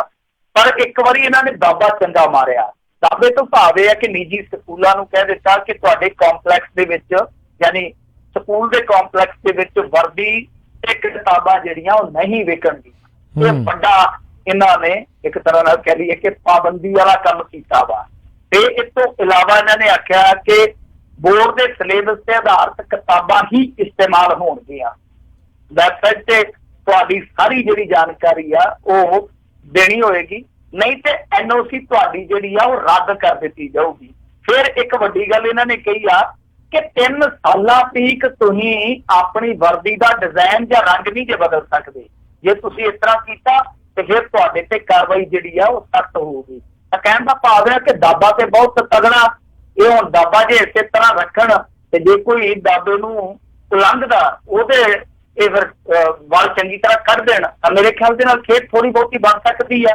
ਪਰ ਇਹ ਵੀ ਡਰ ਰਹਿੰਦਾ ਨਾ ਸਿਆਸਤ ਦੇ ਵਿੱਚ। ਉਹ ਜਿਵੇਂ ਅਸੀਂ ਪੁਰਾਣੇ ਸਮਿਆਂ 'ਚ ਦੇਖਿਆ ਕਿ ਥਾਣੇਦਾਰ ਆਉਂਦਾ ਐਲੀ ਕਰਕੇ ਪੈ ਜਾਂਦਾ, ਲੋਕ ਬਾਹਰਾਂ 'ਚ ਭੱਜੇ ਫਿਰਦੇ ਸ਼ਰਾਬ ਸ਼ਰੂਬ ਕੱਢਣ ਵਾਲੇ। ਮੁੜ ਕੇ ਉਹ ਕੀ ਕਰਦੇ ਕਿ ਆਪਣੇ ਵਿੱਚ ਇੱਕ ਬੰਦੇ ਨੂੰ ਚੁਣਦੇ, ਕਹਿੰਦੇ ਕਿ ਯਾਰ ਆਹ ਥਾਣੇਦਾਰ ਆ ਜਿਹੜਾ ਇਹ ਬੜਾ ਤਿੱਖਾ ਆ, ਇਹ ਜਾ ਕੇ ਥੋੜਾ ਜਿਹਾ ਇਹਨੂੰ ਠੰਡਿਆ ਕਰਿਆ। ਉਹ ਸਾਰਿਆਂ ਕੋਲੋਂ ਲੈ ਕੇ ਥੋੜੇ ਤੇ ਥਾਣੇਦਾਰ ਨੂੰ ਛੱਟੇ ਮਾਰਾਉਂਦਾ, ਉਹ ਠੰਡਾ ਹੋ ਜਾਂਦਾ। ਮੁੜ ਕੇ ਥਾਣੇਦਾਰ ਕੁਸਕਦਾ ਹੀ ਨਾ, ਤੇ ਅਗਲਾ ਸਮਝ ਜਾਂਦਾ ਸੀ ਕਿ ਹਾਂ ਭਾਈ ਇਹ ਇਸੇ ਕਾਰਨ ਹੋਇਆ। ਤਾਂ ਉਹ ਕਿਤੇ ਥਾਣੇਦਾਰ ਵਾਲਾ ਦਾਅਵਾ ਸਾਬਤ ਨਾ ਹੋਏ ਕਿ ਹਾਂ ਭਾਈ ਸਖਤੀ ਇਸ ਕਰਕੇ ਕਿ ਆ ਕੇ ਸਾਨੂੰ ਮਿਲ ਲਵੋ। ਜਦੋਂ ਮਿਲਵਰਤਨ ਹੋ ਗਿਆ ਫਿਰ ਸਭੇ ਚੀਜ਼ਾਂ ਠੀਕ ਆ। ਪਰ ਇਹ ਮੰਤਰੀ ਹੈ ਜਿਹੜਾ ਵਿਜੇਂਦਰ ਸਿੰਗਲਾ, ਇਹਦੇ ਤੋਂ ਥੋੜੀਆਂ ਉਮੀਦਾਂ ਹੈ, ਕਿਉਂਕਿ ਜਦੋਂ ਇਹ ਸੜਕੀ ਮਾਮਲਿਆਂ ਦਾ ਮੰਤਰਾਲਾ ਸੀਗਾ ਇਹਦੇ ਕੋਲ ਸਾਂਭ ਰਿਹਾ ਸੀਗਾ, ਉਸ ਸਮੇਂ ਦੀ ਕਾਰਗੁਜ਼ਾਰੀ ਦੂਸਰੇ ਮੰਤਰੀਆਂ ਦੇ ਮੁਕਾਬਲੇ ਬਹੁਤ ਬਿਹਤਰ ਸੀਗੀ। ਸੋ ਵਿਜੇਂਦਰ ਸਿੰਗਲਾ ਤੋਂ ਉਮੀਦ ਆ ਉਹਨਾਂ ਨੇ ਸ਼ੁਰੂਆਤ ਚੰਗੀ ਕੀਤੀ, ਆਗਾਜ਼ ਅੱਛਾ, ਅੰਜਾਮ ਖੁਦਾ ਜਾਣੇ, ਫਿਰ ਵੇਖੀ ਜਾਊਗੀ ਅੱਗੇ ਕੀ ਹੋਊਗਾ। ਪਰ ਸ਼ੁਰੂਆਤ ਦੇ ਵਿੱਚ ਉਹਨਾਂ ਨੇ ਇੱਕ ਵਾਰੀ ਥੋੜਾ ਜਿਹਾ ਕਾਂਬਾ ਜ਼ਰੂਰ ਛੇੜਿਆ। ਜੀ ਜੀ ਜੀ। ਤੇ ਮਿੰਟੂ ਜੀ ਕਹਿੰਦੇ ਬਾਬਾ ਪਾਉਣ ਵਾਲਾ ਵੀ ਪਹੁੰਚ ਗਿਆ ਤੇ ਸਹੁੰ ਚੱਕ ਲਈ, ਕਹਿੰਦੇ ਸ਼ਾਇਦ ਨਾਮ ਹੀ ਭੁੱਲ ਗਏ। ਸਹੁੰ ਚੱਕਣ ਲੱਗਿਆ ਕੀ ਹੋਇਆ ਉੱਥੇ ਮਾਮਲਾ? ਅਸੀਂ ਪਾਉਣ ਮਿੱਤਰ ਆਈ ਹੋਏ ਆਪਣਾ ਹੀ ਨਾਮ ਭੁੱਲ ਗਏ। ਉਹ ਇਹ ਪਾਉਣ ਵਾਲੇ ਜਿਹੜੇ ਆ ਉੱਥੇ ਗਏ ਆ ਤੇ ਇੰਨੀ ਖੁਸ਼ੀ ਸੀਗੀ ਕਿ ਜਿੱਦਾਂ ਉਹ ਤੁਹਾਨੂੰ ਪਤਾ ਹੀ ਆ ਕਿ ਇੱਕ ਰਸਮੀ ਤੌਰ ਤੇ ਹਲਫ ਦਵਾਇਆ ਜਾਂਦਾ ਤਾਂ ਉਹ ਇੱਕ ਨਾਂ ਤੋਂ ਸ਼ੁਰੂ ਹੁੰਦਾ ਕਿ ਮੈਂ ਫਲਾਣਾ। ਇਹ ਸਿੱਧੇ ਸੰਸਦ ਮੈਂਬਰ ਤੇ ਪਹੁੰਚ ਗਏ ਕਿ ਮੈਂ ਸੰਸਦ ਮੈਂਬਰ। ਇੰਨੀ ਖੁਸ਼ੀ ਸੀ, ਯਾਨੀ ਵਿੱਚੋਂ ਆਪਣਾ ਨਾਮ ਕੱਟ ਦਿੱਤਾ। ਉਹਨਾਂ ਨੇ ਪਿੱਛੋਂ ਰੌਲਾ ਪਾਇਆ ਹੰਸਰਾਜ ਵੀ ਕਹਿੰਦੇ ਤੇਰਾ ਨਾਂ ਹੰਸਰਾਜ ਹੀ ਆ, ਹੰਸਰਾਜ ਕੋਈ ਦੂਜਾ ਬੰਦਾ ਨਹੀਂ ਹੈ। ਫਿਰ ਇਹਨੇ ਮੁਸਕਰਾ ਕੇ ਤੇ ਦੁਬਾਰਾ ਆਪਣਾ ਨਾਮ ਲਿਆ। ਤੋ ਇਹ ਐਸਾ ਕੁਛ ਚੱਲਦਾ। ਪਰ ਅੱਜ ਇੱਕ ਵੱਖਰੀ ਚੀਜ਼ ਇਹ ਹੋਈ ਆ ਕਿ ਬੀਬਾ ਬਾਦਲ ਜਿਨ੍ਹਾਂ ਨੇ ਪਿਛਲੀ ਦਫਾ ਮੇਰੇ ਖਿਆਲ ਦੇ ਨਾਲ ਸਹੁੰ ਜਿਹੜੀ ਆ ਪੰਜਾਬੀ ਚ ਨਹੀਂ ਚੁੱਕੀ, ਆਲੋਚਨਾ ਹੋਈ ਸੀ ਉਹਨਾਂ ਦੀ, ਇਸ ਵਾਰੀ ਉਹਨਾਂ ਨੇ ਪੰਜਾਬੀ ਚ ਸਹੁੰ ਚੁੱਕੀ ਆ। ਇਹ ਇੱਕ ਚੰਗੀ ਆਪਾਂ ਕਹਿ ਸਕਦੇ ਚੰਗੀ ਸ਼ੁਰੂਆਤ ਹੈ, ਕਿਉਂਕਿ ਪਿਛਲੀ ਵਾਰੀ ਕੈਬਨਿਟ ਮਿਨਿਸਟਰ ਵਜੋਂ ਜਦੋਂ ਉਹਨਾਂ ਨੇ ਸਹੁੰ ਨਹੀਂ ਸੀ ਚੁੱਕੀ ਪੰਜਾਬੀ ਚ ਤੇ ਬੜੀ ਆਲੋਚਨਾ ਹੋਈ ਸੀ। ਕਿਉਂਕਿ ਅੱਜ ਕੱਲ੍ਹ ਉਹ ਪੰਥਕ ਮੁੱਦਿਆਂ ਤੇ ਵੀ ਤਵੱਜੋ ਦਿੰਦੇ ਆ, ਸੂਬੇ ਦੇ ਮੁੱਦਿਆਂ ਤੇ ਵੀ ਤਵੱਜੋ ਦਿੰਦੇ ਆ। ਉਹਨਾਂ ਨੂੰ ਲੱਗਿਆ ਕਿ ਐਤਕੀ ਇਹ ਗਲਤੀ ਜਿਹੜੀ ਆ ਉਹ ਨਹੀਂ ਕਰਨੀ ਚਾਹੀਦੀ। ਉਹਨਾਂ ਨੇ ਪੰਜਾਬੀ ਚ ਸਹੁੰ ਚੁੱਕੀ ਆ। ਹੰਸਰਾਜ ਹੰਸੇ ਹੁਣ ਤੁਹਾਨੂੰ ਪਤਾ ਉਹ ਤੇ ਪੰਜਾਬੀ ਕਿੱਥੇ, ਉਹ ਤੇ ਹੁਣ ਅੱਜ ਕੱਲ ਦਿੱਲੀ ਵਾਲੀ ਭਾਸ਼ਾ ਹੀ ਬੋਲੂਗਾ, ਕਿਉਂਕਿ ਤੇ ਉਹ ਤੇ ਪੱਕੇ ਤੌਰ ਤੇ ਹੁਣ ਤੁਹਾਨੂੰ ਪਤਾ ਭਾਂਡੇ ਚ ਪੈ ਗਿਆ। ਭਾਂਡੇ ਚ ਪੈਣ ਦਾ ਭਾਵ ਇਹ ਹੈ ਕਿ ਉਹ ਉਸ ਖੇਮੇ ਚ ਚਲਾ ਗਿਆ ਜਿਨ੍ਹਾਂ ਦੀ ਪ੍ਰਾਥਮਿਕਤਾ, ਜਿਨ੍ਹਾਂ ਦੀ ਪਹਿਲ ਜਿਹੜੀ ਆ ਉਹ ਹਮੇਸ਼ਾ ਹਿੰਦੀ ਰਹਿੰਦੀ ਜੀ। ਧੰਨ ਨੇ ਲੋਕ ਜਿਨ੍ਹਾਂ ਨੇ ਅਜਿਹੇ ਮੰਤਰੀ ਜਿਹੜੇ ਚੁਣ ਕੇ ਉੱਥੇ ਜਿਹੜੇ ਘੱਲੇ ਨੇ। ਉਦਾਂ ਬੜੇ ਸਿਆਣੇ ਮੰਨੇ ਜਾਂਦੇ ਨੇ ਦਿੱਲੀ ਵਾਲੇ ਜਿਹੜੇ ਵੋਟਰ ਆ, ਪਰ ਕਮਾਲ ਹੀ ਕੀਤੀ। ਇਹਨਾਂ ਦੇ ਵਿੱਚ ਕਈ ਹੈਗੇ, ਭਾਰਤੀ ਜਨਤਾ ਪਾਰਟੀ ਕਈ ਹੈਗੇ ਆ। ਮਨੋਜ ਤਿਵਾੜੀ ਹੈਗਾ, ਉਹ ਵੀ ਬੜਾ ਬੇਵਕੂਫ ਆਦਮੀ ਹੈ। ਕਈ ਵਾਰੀ ਇੱਕ ਵਾਰੀ ਮੋਟਰਸਾਈਕਲ ਤੇ ਉਹ ਫਰਜ਼ੀ ਵਰਦੀ ਪਾ ਕੇ ਨਿਕਲ ਪਿਆ ਸੀਗਾ, ਲੋਕ ਕਹਿੰਦੇ ਏਡਾ ਤਕੜਾ ਡਰਾਮੇਬਾਜ਼।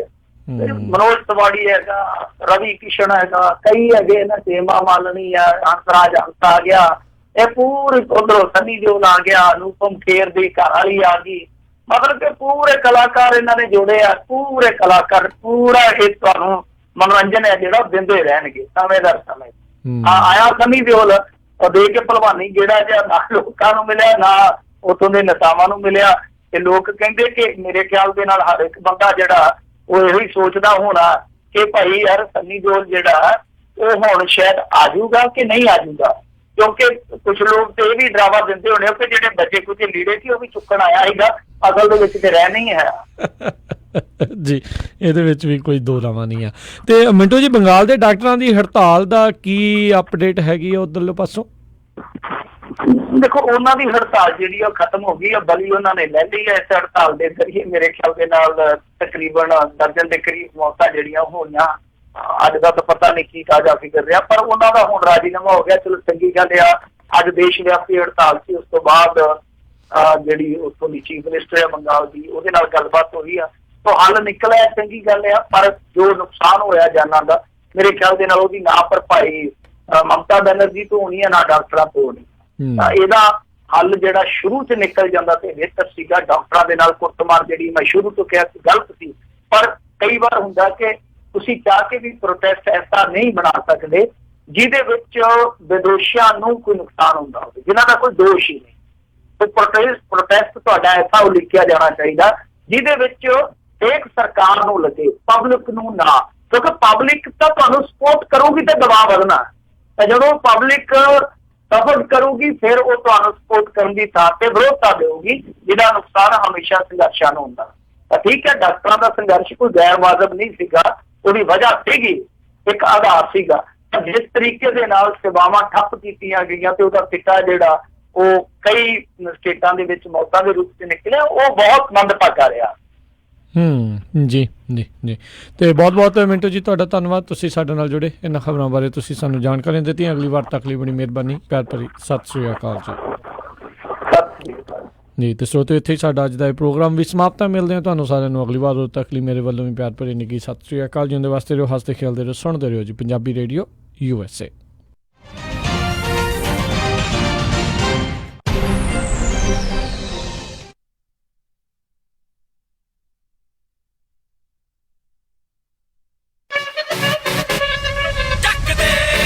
ਸਤਿ ਸ਼੍ਰੀ ਅਕਾਲ ਦੋਸਤੋ, ਮੈਂ ਹਾਂ ਅਮਰਿੰਦਰ ਗਿੱਲ ਤੇ ਤੁਸੀਂ ਸੁਣ ਰਹੇ ਹੋ ਪੰਜਾਬੀ ਰੇਡੀਓ USA।